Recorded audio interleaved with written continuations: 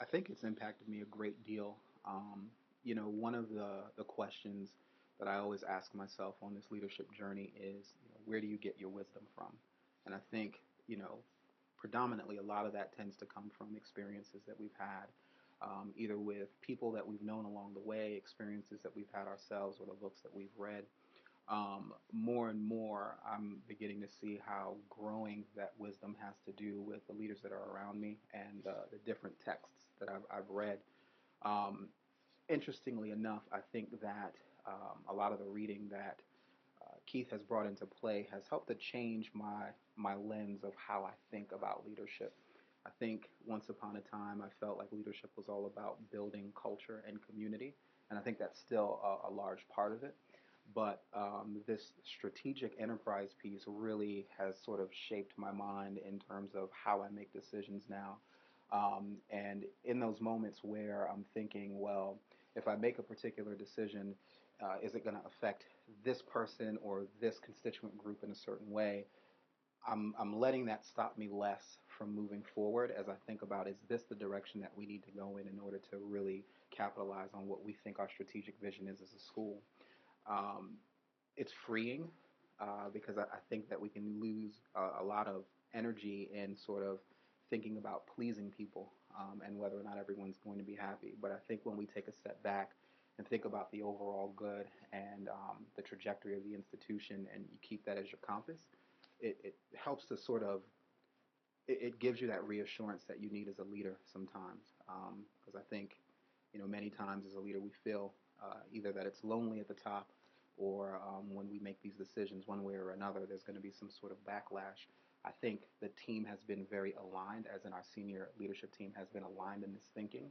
And so there's a certain power in that to know that when I make a decision for the reasons that I'm making it, there's a team of people that's thinking the same way about their domains as well.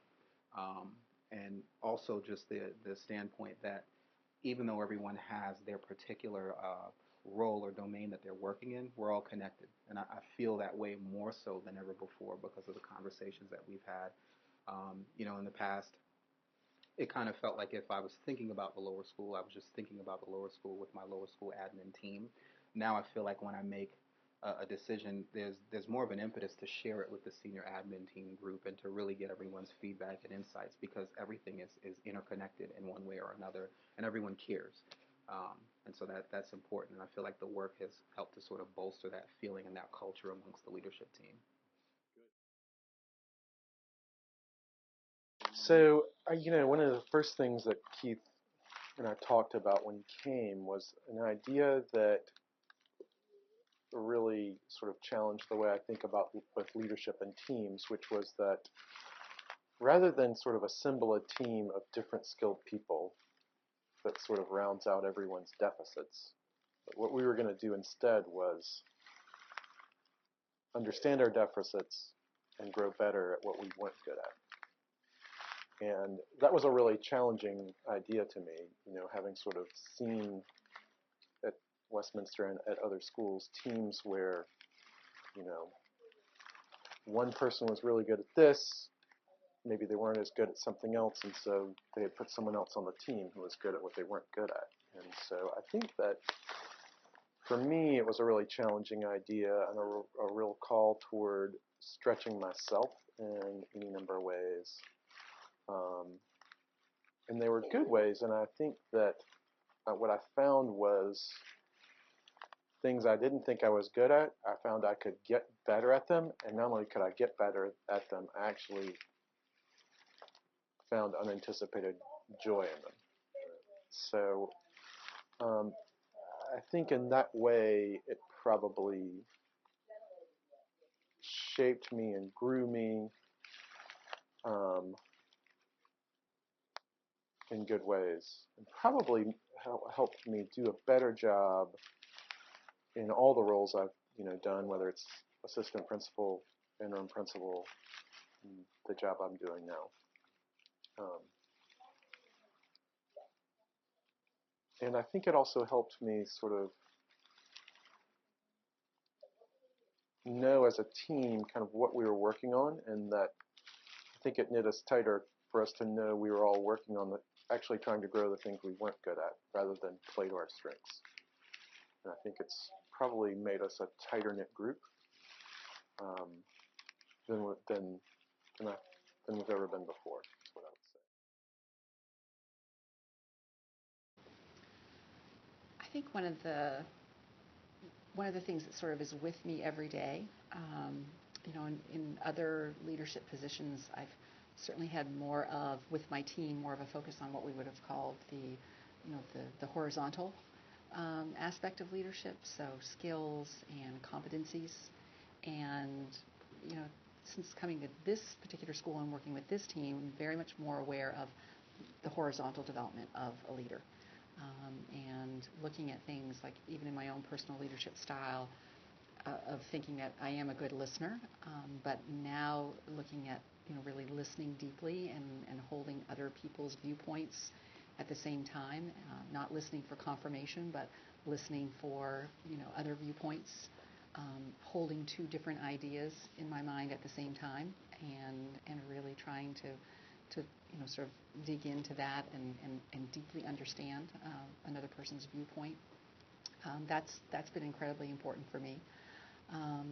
Really looking at too with my team developing their leadership potential, and looking at various projects and opportunities that I have and finding those individuals that could really build their capacity of leaders and perhaps not completely ready to take on the task, but with my support able to move forward.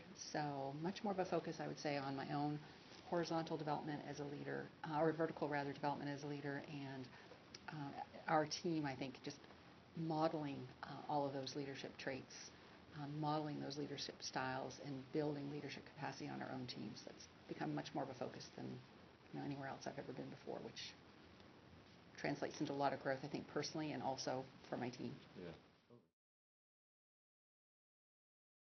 Well, I think all of us as leaders are in some capacity self-reflective or um, mindful of ourselves in our work.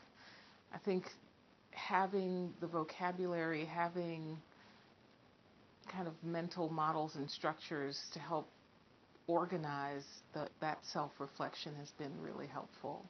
Um, Having a team of colleagues who share that vocabulary and can, engage with you in the process of thinking through your leadership and your growth has been immensely helpful.